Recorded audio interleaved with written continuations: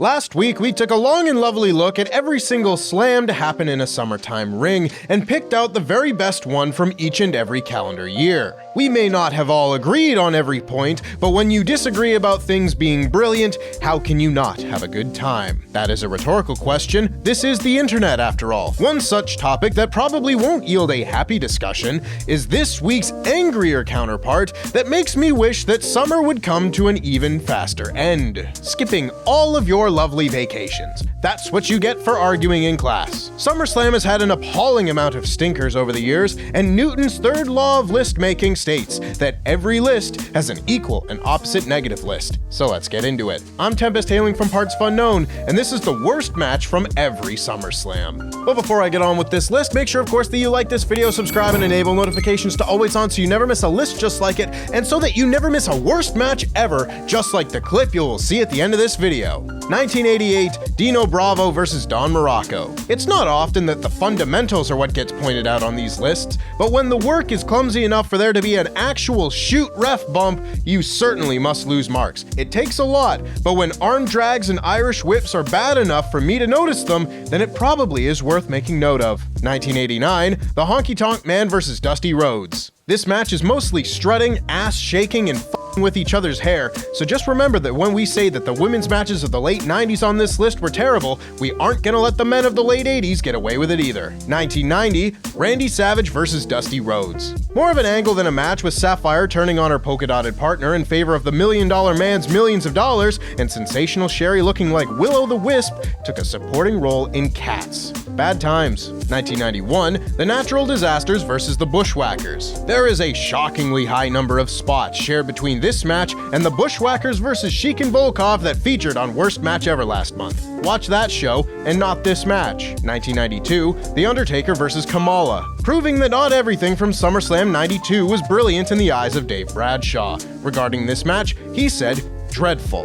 Really dreadful. The hearse could have driven faster, and then maybe the entrance wouldn't have been longer than the match." 1993, The Undertaker versus Giant Gonzalez. What an unfortunate year 1993 was for The Undertaker. Vince McMahon really looked at the match Taker had with Giant Gonzalez at WrestleMania 9 and said, "Yeah, run that shit back, DJ." I think the perception of him as a genius has quite possibly been over-exaggerated. 1994, The Undertaker versus Fake Undertaker. If you aren't someone who grew up watching the New Generation era, you know how bad this is. What if we took the Doink the Clown spot of doing the Man in the Mirror gimmick with a doppelganger and did it with the Zombie Man in the main event of the second biggest show of the year for 9 pissing minutes? 1995, Diesel versus Mabel. Obligatory annual crucifixion of this match. There are no more jokes to be made about this match. The well has run dry. The bottom of the barrel has been scraped. 1996, Jerry Lawler versus Jake Roberts.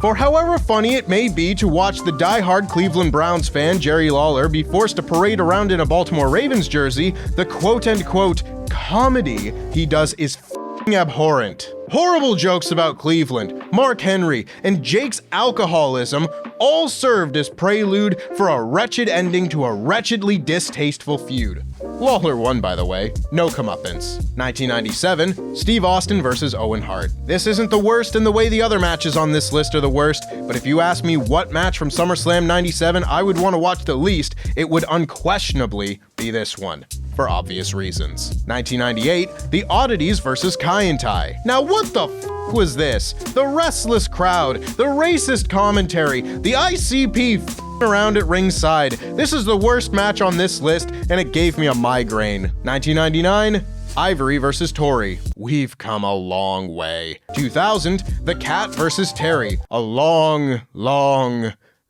way. 2001, Brothers of Destruction versus DDP and Canyon. Between this and their match the following show with Chronic, I think the Brothers of Destruction might have had the lowest scores for the duration of the invasion. This match is just gross. It's The Undertaker and Kane beating the shit out of DDP and Canyon for having the nerve to work for WWE. 2002, The Undertaker versus Test. It's a unique distinction to be the worst match of the best SummerSlam, and really it isn't bad, although it does lack the energy and youth that most of the rest of the card exhibits. 2003, Shane McMahon versus Eric Bischoff. Why did they keep trying to make Eric Bischoff wrestle when he never once had a good match? Like, ever? Not even one? At least Shane was a non-wrestler who could sometimes pull one out, but you probably needed a Kenny Omega level performer to get a good match out of Bish, and well, Shane McMahon was not that. 2004, Kane vs. Matt Hardy. Ah, my favorite stipulation, the I get to marry you against your will match. Curious how so many of the stupidest wrestling angles and matches involved Kane, huh? 2005, Kurt Angle vs. Eugene. I just don't want it. I feel gross. Thank God this era is over. 2006, Batista vs. King Booker. One SummerSlam trope that I simply cannot stand is, well, you're getting a finish in the other world title match, so we can give you a one for this. It has happened like 7 times, and it hurts the most when the match itself is bad, because no, I would not like to pay to see Booker and Batista wrestle again, thanks. Speaking of, 2007, Batista vs. The Great Khali. The Great Khali Depreciation Part 1. 7 minutes and a DQ finish, meaning we had to endure World Heavyweight Champion The Great Khali a little while longer. 2008, Triple H vs. The Great Khali. The Great Khali Depreciation Part 2.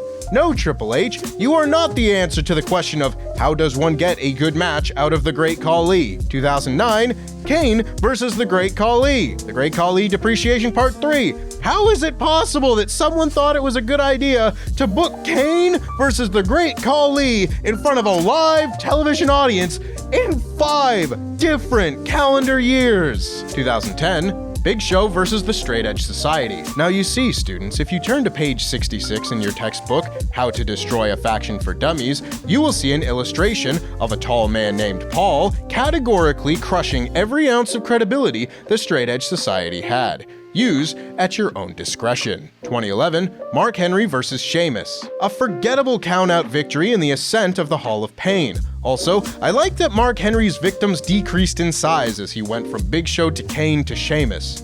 Just interesting. 2012, Kofi Kingston and R-Truth versus the Primetime Players. Of all the thrown-together tag teams to win the tag titles in the 2010s, I think Kofi Kingston and R-Truth might have been the most thrown together. I don't think I ever saw them even have a backstage promo together. 2013, Bray Wyatt versus Kane. Hey, what's an old gimmick match people found exciting we can bring back? How about an Inferno match? Great, let's do it, but no one gets set on fire. Oh, okay, well, at least it will keep it one-on-one, and let's make the Wyatts put out the fire and just get in the ring. So, just a the ring is hot match then. Yeah, bollocks.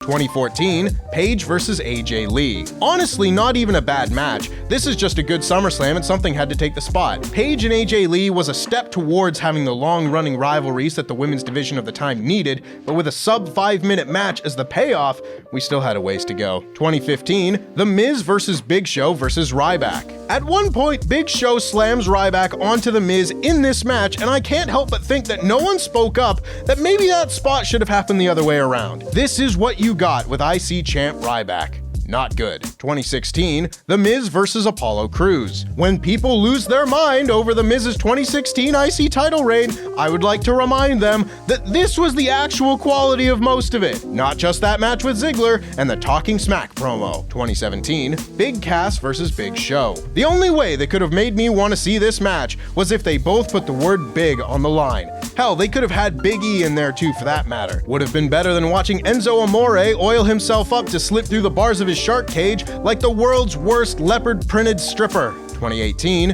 Braun Strowman vs. Kevin Owens. This era of Kevin Owens being used to get the other projects of the time over really left a bad taste in my mouth. Braun just beat him in under 2 minutes and it made me sad. 2019, Kofi Kingston vs. Randy Orton. Remember when I said having 2 world titles means they will just offer up a dog shit finish for one of them at SummerSlam? This might be the most egregious example of this. 17 minutes of a truthfully very boring match that just ends. And you know what?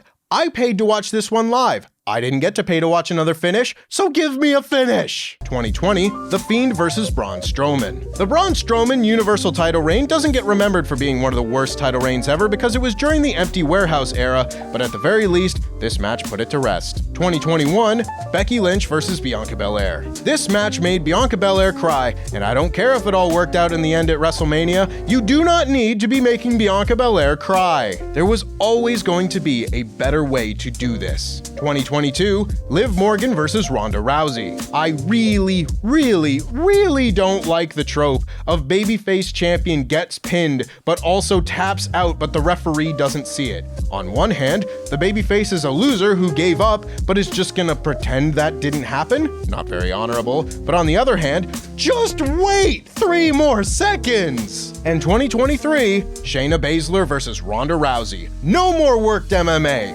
We as a society have moved past the need for worked MMA. I'm not sure we ever had a need for worked MMA. At the very least, this worst match of the year contender put to rest the 1.5-year dreg of society that was Ronda Rousey's return run.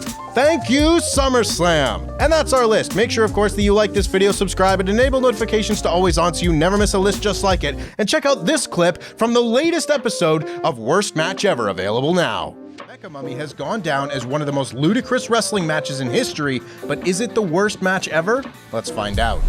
Why is he called Ken the Box? Oh, you'll find out. You'll find out, Sullivan. You'll find out. Oh, yeah. Oh, I can't wait. Why spoil the surprise?